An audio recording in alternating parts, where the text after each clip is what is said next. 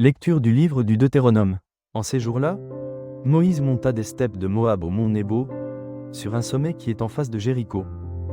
Le Seigneur lui fit voir tout le pays. Galaad jusqu'à Dain, tout Nephtali, le pays d'Éphraïm et de Manassé, tout le pays de Juda jusqu'à la Méditerranée, le Néguev, la région du Jourdain, la vallée de Jéricho, ville des palmiers, jusqu'à Soar.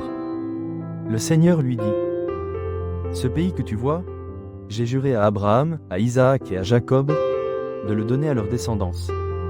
Je te le fais voir, mais tu n'y entreras pas. Moïse, le serviteur du Seigneur, mourut là, au pays de Moab, selon la parole du Seigneur.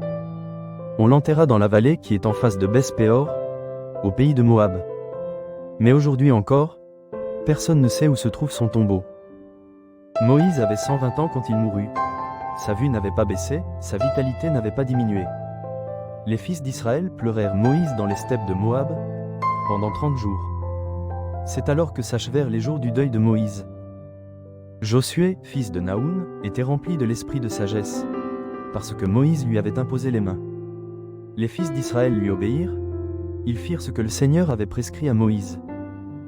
Il ne s'est plus levé en Israël un prophète comme Moïse, lui que le Seigneur rencontrait face à face. Que de signes et de prodiges, le Seigneur l'avait envoyé accomplir en Égypte, devant Pharaon, tous ses serviteurs et tout son pays. Avec quelle main puissante, quel pouvoir redoutable, Moïse avait agi aux yeux de tout Israël. Parole du Seigneur, nous rendons grâce à Dieu.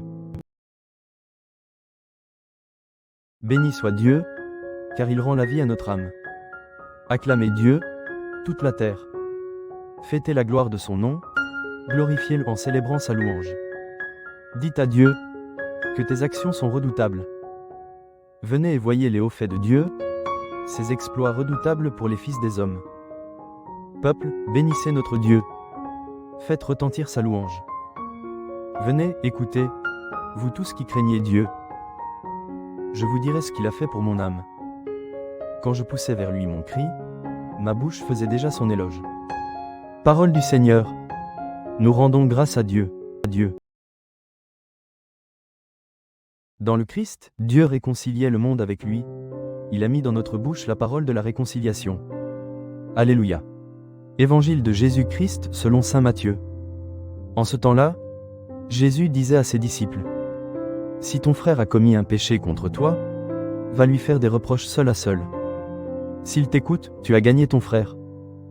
S'il ne t'écoute pas, prends en plus avec toi 1 ou 2 personnes, afin que toute l'affaire soit réglée, sur la parole de 2 ou 3 témoins. S'il refuse de les écouter, dis-le à l'assemblée de l'Église. S'il refuse encore d'écouter l'Église, considère-le comme un païen et un publicain. Amen, je vous le dis, tout ce que vous aurez lié sur la terre, sera lié dans le ciel. Et tout ce que vous aurez délié sur la terre, sera délié dans le ciel. Et pareillement, Amen, je vous le dis, si 2 d'entre vous sur la terre se mettent d'accord pour demander quoi que ce soit, ils l'obtiendront de mon Père qui est aux cieux. En effet, quand 2 ou 3 sont réunis en mon nom, je suis là, au milieu d'eux. Acclamons la parole de Dieu. Nous rendons grâce à Dieu.